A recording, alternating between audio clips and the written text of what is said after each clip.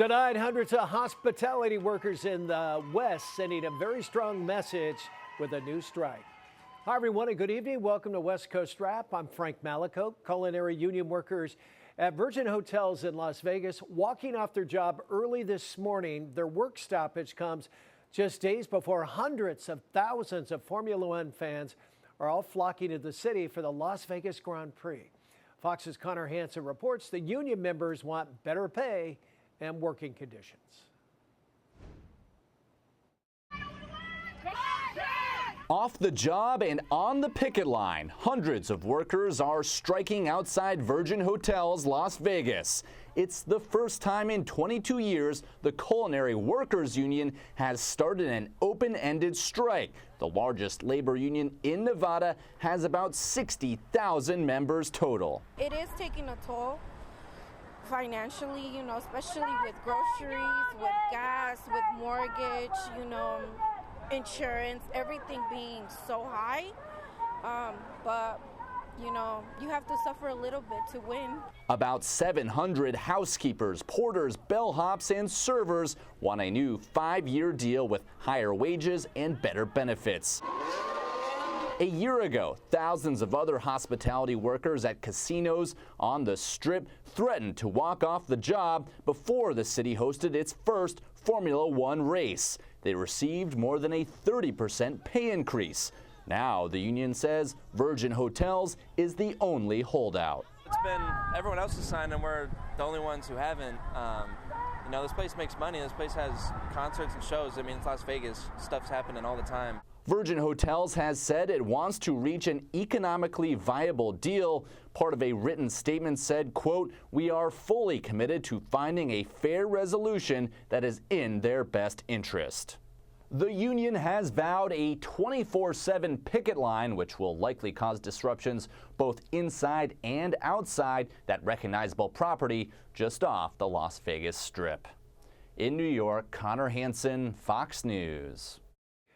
Meanwhile, teachers are on strike in Oregon, forcing the cancellation of classes again today.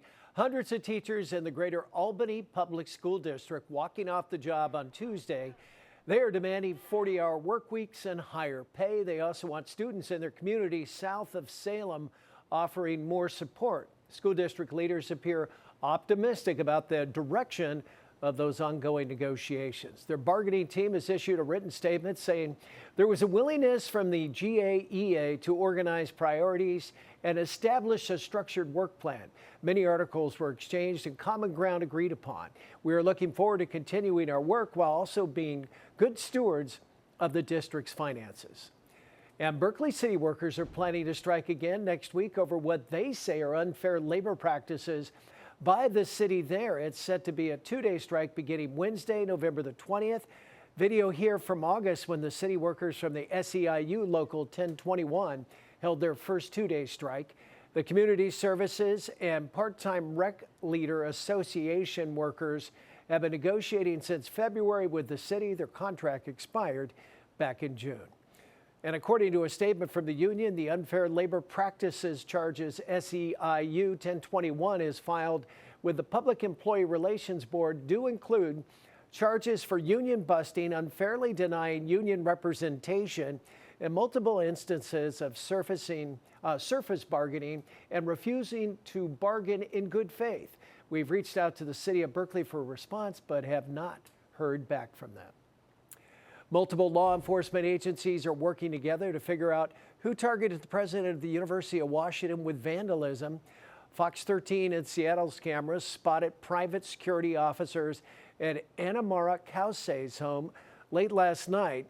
UW leaders say a vandal painted pro-Hamas symbols at the house and slashed the tires of a vehicle at the home.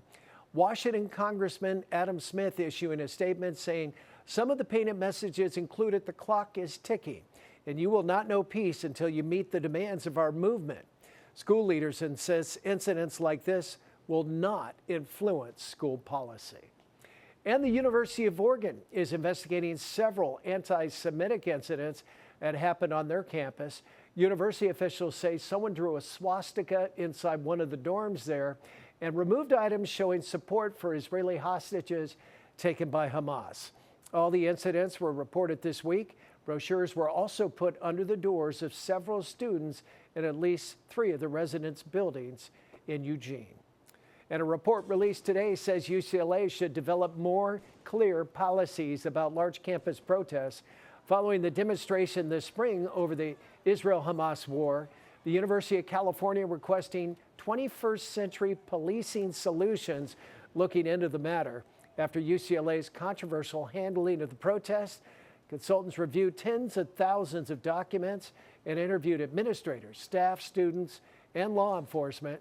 The report suggests the school engages in community in discussions about whether and how outside law enforcement gets involved in protests. Well, a carjacking and a crash at a popular holiday event in Beverly Hills leaves 4 people injured.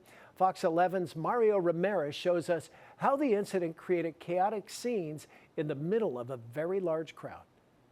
Video from the Citizen app shows some of the aftermath following the crash as people from the crowd were trying to help the victims. Beverly Hills police say the suspect involved carjacked a woman driving a black BMW X3 around 7 o'clock just a few blocks away on North Bedford. Moments later, they say the carjacker lost control of the SUV and crashed near the corner of Wilshire and Camden Drive as the city was in the middle of its annual holiday light celebration on Rodeo Drive. The holiday event draws crowds of people featuring fireworks and live performances with road closures along some of the streets. The SUV struck several people, 2 men, a woman, and a boy. We heard the car coming, but a lot of people try and make this turn pretty quickly, and he just lost control and slammed right into the building. It was pretty fast. I mean, it all just happened very quickly.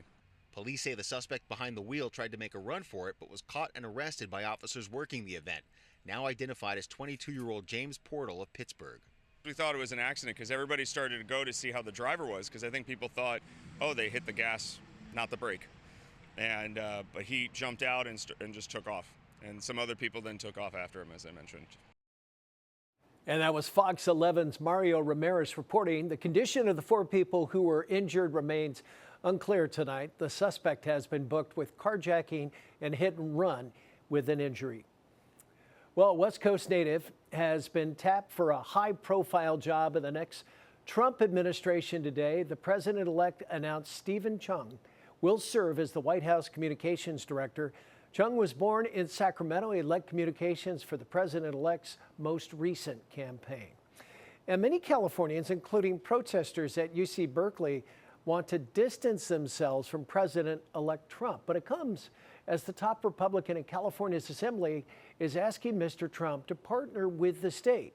KTVU's Janet Katsuyama spoke with assembly members about the open letter he sent to Mr. Trump.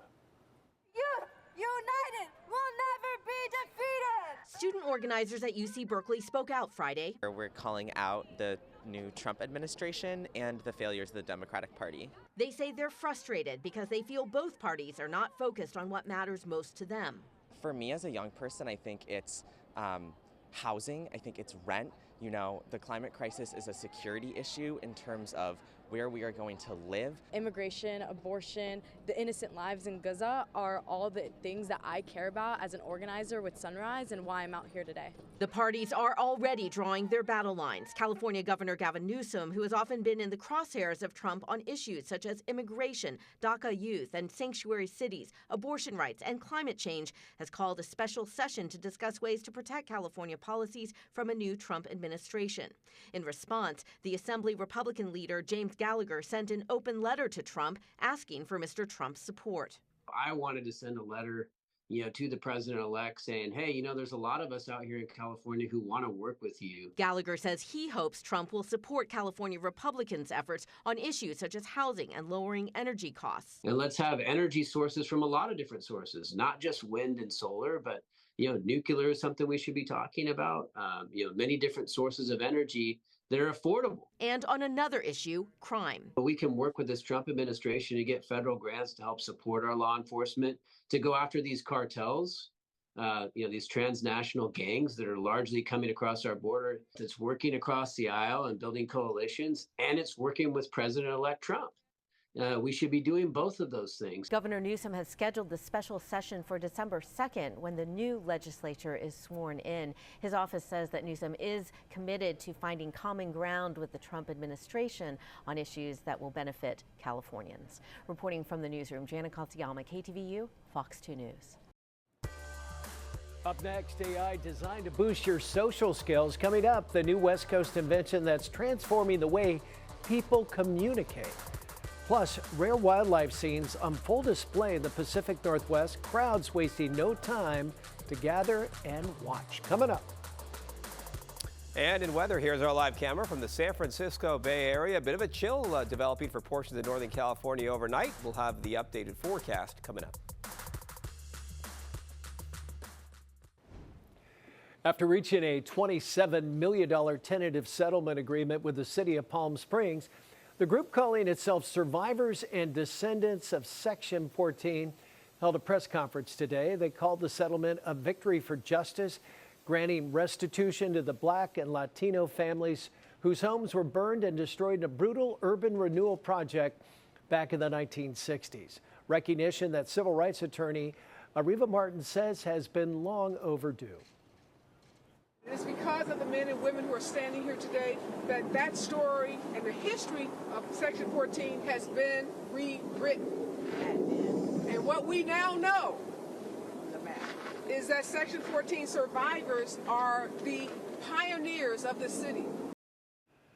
The group hopes to be an example for others across the country. Their mission to help address the injustices of the past in other communities.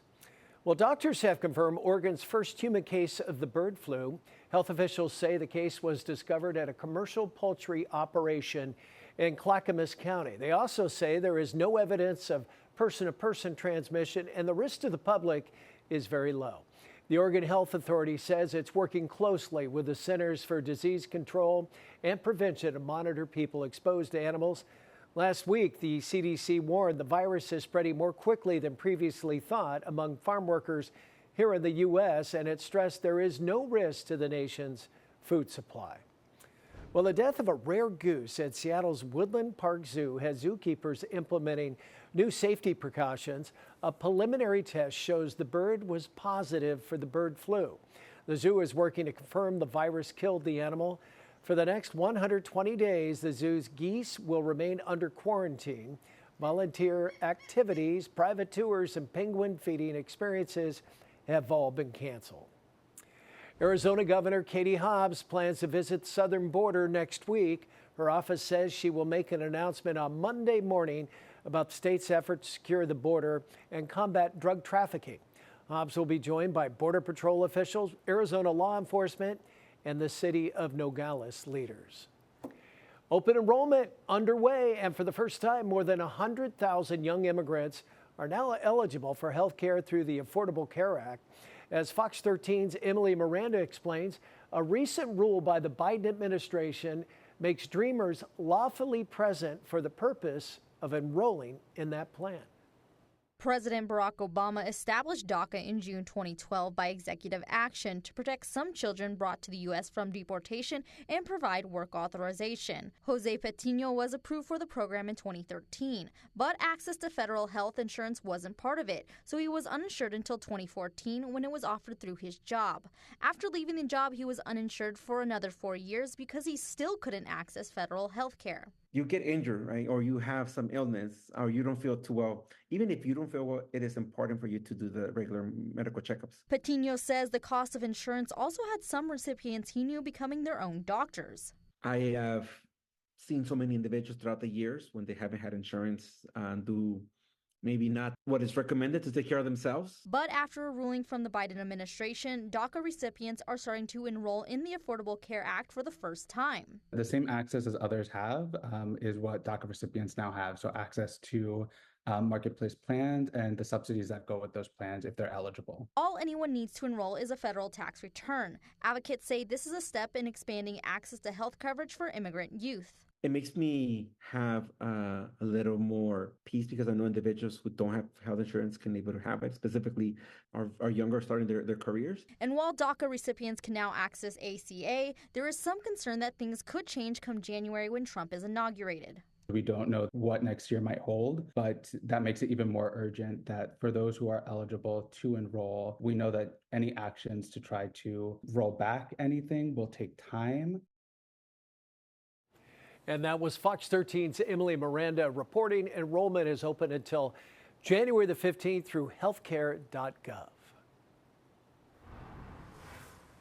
Well, heading into the weekend, we're talking about some major rain and some snow for the Pacific Northwest. In fact, here's the forecast models that do put it into motion. And Saturday, another storm wants to move on shore. So a lot of rain here and also a lot of snow with that cold air moving in, as you can see, moving into Oregon and Washington. So that's for your Saturday. And this continues into Sunday as well. So it's a very active weather pattern up here. In fact, all these areas, well, blue, we have winter weather advisories, but winter storm warnings for the areas in white, as you can see here for the Cascades, and that winter storm warning in place this weekend through Monday. And you can see the snowfall expectations pretty sizable here, 12 to 24 inches. As we back out the maps right now, we'll show you this. The radar is fairly quiet for tonight, as we can show you some rain showers moving out of California. The winter weather advisory for the Sierra is expected to expire at 10 o'clock tonight. This was Seattle today, a cool day. Temperatures only in the upper 40s and a lot of cloud cover out there. In San Francisco, looking out toward the Golden Gate Bridge, temperatures in the upper 50s. And then, as you can see, coming up for you in the Phoenix area, nice 75 degrees and lots of sunshine in Arizona. Showing you this as we check out the satellite and the radar. We actually have some cold air moving into Northern California, so freeze warnings posted for portions of the San Francisco Bay Area. This is that next atmospheric river developing offshore, and this will be the key factor in the forecast for Portland and Seattle this weekend. Right now, temperatures in the low to mid 40s. San Francisco is 54. Los Angeles in the upper 50s at 58 degrees, and Phoenix in the mid 60s. Here's the overall weather story for tomorrow. Cold rain for tomorrow up in the Pacific Northwest. Partly sunny for San Francisco. We have a chilly start. Cooler conditions out towards Southern California and in the Phoenix area. Temperatures in the 60s and lots of sunshine in the Denver area for tomorrow. So here's the forecast model to put it into motion. And this is your Saturday and a lot of action up here. You'll notice in the Bay Area, maybe some clouds moving into Northern California. And then let's see, this is Sunday. Still the active weather's up here, the rainfall and the snowfall. And the chance of some rain increases for San Francisco as we do move into Sunday. So here is the game plan of the next 3 days, Saturday, Sunday, and Monday. And a lot of rain clouds for Seattle. For San Francisco, a cold start tomorrow morning. We'll bring in some more clouds on Sunday with the chance of a shower. If you're looking for the sunshine, we have that as well out toward Denver, Los Angeles, and Phoenix. Temperatures in the 60s to right around 70 degrees. So still holding on to some mild conditions across parts of the West as we head into the weekend. All righty, Mark, thank you for that. Wildlife is putting on quite a show off the coast of an island near Seattle. Fox 13's Lauren Donovan shows us how crowds are gathering to take it all in. We're here at Point Robinson on Vashon Island, arguably one of the most iconic places to see orcas in action here in Puget Sound. So there's a lot of us here and we're really anxious, just eagerly awaiting J-Pod to come here. There are photographers and beachgoers. Bundled up, big lenses in tow. Wind and rain won't stop this lot. Welcome to whale watching in the winter. Tamara Kelly with Orca Conservancy says the temporary discomfort will be well worth it for this massive midweek crowd. The nice thing about this spot is it's worth being out in crazy conditions because they can get pretty close here. Oh boy, did they ever. More than a dozen of these colossal sea creatures showed their dorsal fins. Playful members of J and K pods put on a show for us onlookers ashore, splashing, frolicking. That move right there, that's called a spy hop. People don't believe me when I say they get close here. It clicks when you can see the people on the beach and the whale right there, and they're like feet away from you. So why here of all places do you feel like you could just reach out and touch these apex predators? It's a shelf, and so it just drops off right into the water, and that creates really deep water. And salmon, they use these deep currents like an escalator, and then so the whales tend to go in those spots as well, and so that's why most of the time at Point Robinson, they're right off the point because of that deep shelf. Reporting on Vashon Island, Lauren Donovan, Fox 13 News. Up next, Arizona doctors have access to a new robot to treat patients. Coming up, we're going to take you into the OR for a look at it in action. And artificial intelligence gets put to work on a social scene. We're going to show you how a new West Coast invention is key to making that happen. So stay with us. Welcome back. A woman in Utah climbed a transformer, which led to power being shut off to more than 800 customers. All this happened on Wednesday morning in Salt Lake City. Witnesses say the woman eventually came down and was lowered into the bucket of a cherry picker. A spokesman for the Rocky Mountain Power says it shut off power to prevent the woman from being electrocuted. It is unknown why the woman climbed up that transformer. Well, you can put this on the holiday wish list yet, but University of Washington researchers say they have created artificial intelligence headphones that can help you focus on conversations with people near you. They say the headphones were created with commercially available noise canceling headphones. Their version uses AI algorithms to allow you to hear people who are a good 3 to 6 feet away. Voices and sounds outside the bubble are taken down an average of 49 decibels. The researchers are creating a startup to work on getting these to market soon. Well, first of its kind technology is making its way into Arizona operating rooms. Fox 10's Dominique Newland shows us how this surgical robot works. If you think of it like in Tesla terms, this is the Cybertruck of robots. You heard it from Dr. Habib yourself. A first of its kind surgical robot has arrived at Abrazo West campus called the Da Vinci 5. From the console, I'm able to control all aspects of operating of the machine, so I can increase the pressure, I can decrease the pressure as the patient's condition warrants. If I need more electricity to cauterize some vessel that may be bleeding, I can increase it myself. She, as the voice is female, has 4 arms and is transforming the way doctors practice medicine. With a whopping $2.7 million price tag, this is only the second robot in the state. This has really added to our ability to take care of patients, and we have a great team over here. So the machine by itself cannot do anything. It's the team that we have over here, the support of administration and the OR staff. The enthusiasm with which they set up the robot, the enthusiasm with which they operate, it's always, let's go do this. So it's a great time to be in surgery. Some of those surgeries include hernia repair and gallbladder removal. Da Vinci 5 allows surgeons to feel tissue and tension, allowing them to apply 43% less force on the human organs, which results in less trauma to the patient and overall a healthier and happy one. For Fox 10 News, I'm Dominique Newland. Our brave new world. Want to thank you for joining us tonight on this Friday. You can stay up to date on all the stories we're covering online. Just go to westcoastwrap.com and stream all of our shows on your smart TV by downloading the Fox Local app. Have a great weekend, everybody. We'll leave you with a beautiful shot of San Francisco and the Bay Bridge. Good night.